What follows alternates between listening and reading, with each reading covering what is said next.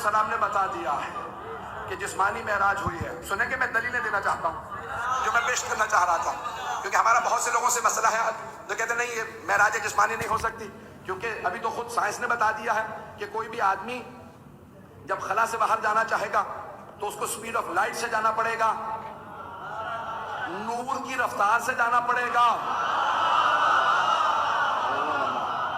میں معراج میں ایسے نہیں پڑھوں گا. ایزان گرامی مجھے پورے مجمع کی توجہ چاہیے. تو وہ کہتے ہیں اسپیڈ آف لائٹ سے جانا پڑے گا تبھی انسان خلا سے نکل سکتا ہے. معراج ہو ہی نہیں سکتے جسمانی, تو پیغمبر جسم کے ساتھ نہیں گئے, روحانی معراج رہی ہوگی, خواب میں دیکھا ہوگا یا روح چلی گئی ہوگی. عزیزان گرامی بھائی یہی تو ہمارا اور ان کا اختلاف ہے. وہ کہتے ہیں وہ جسم تھے, جسم خاکی تھا, ہم کہتے ہیں نور تھے. نور کو اللہ نور کی رفتار سے لے جا سکتا ہے, ان کا جسم نور تھا. آئیے ایک اور دلیل پیش کر دوں گا.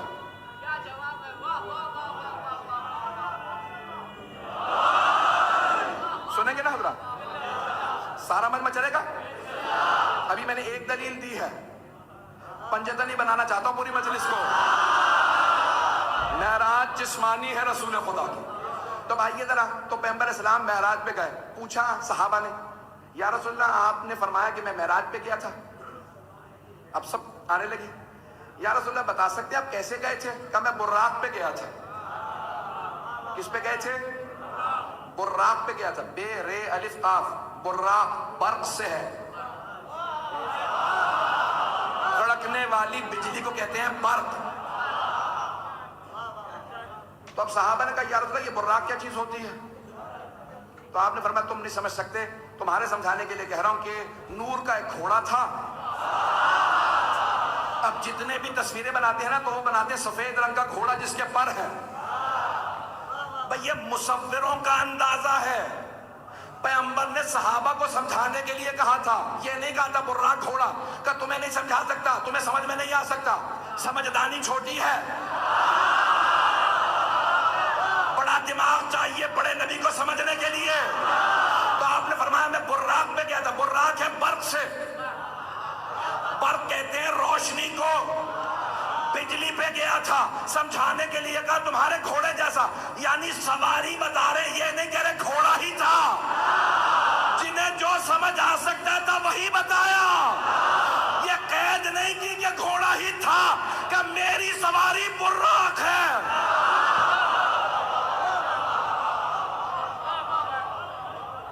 براق پہ گئے. پہلی دلیل,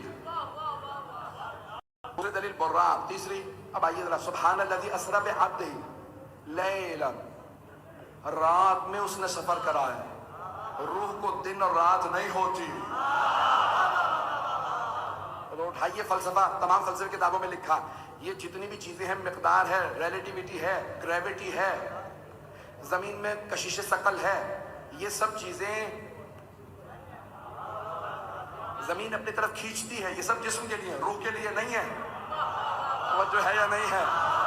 روح کے قوانین بدل جاتے ہیں. فزکس کے قانون روح کو لاگو نہیں ہوتے. یہ نہیں کہتے یہاں سے وہاں تک زمین روح کو نہیں کھینچتی, جسم کو کھینچتے. توجہ ہو, اب اللہ کہہ رہا رات میں لے گیا تھا. جس روح کو رات ہی نہیں ہے, دن ہی نہیں ہے, اس کا مطلب ہے جسم کے ساتھ گئے تھے. اور تیسری دلیل سن لیجیے, مجھے بھی یاد بھی نہیں ہے کہ تیسری چوتھی جو بھی دلیل ہے. کہا لیل من المسجد الحرام الى المسجد الاقصی, مسجد الحرام سے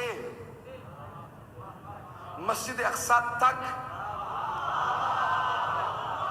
یہ سے اور تک فزکس میں آتا ہے, جسم کے لیے آتا ہے, روح کے لیے نہیں آتا, عقل کے لیے نہیں آتا. انٹینجبل چیزوں کے لیے یہ نہیں کہا جاتا. دماغ میں آپ کے آ گیا, کہاں سے کہاں تک آیا, پتہ نہیں لوگ ہیں یا نہیں ہے. جب انسان عقل کی روح کی بات کرتا ہے تو کبھی نہیں کہتا کہاں سے کہاں تک. یہ ساری چیزیں جسم سے وابستہ ہے. میں کراچی سے گیا, حیدرآباد سے واپس آ گیا. یہ سے اور تک جسم کا ہے, روح کا نہیں ہے.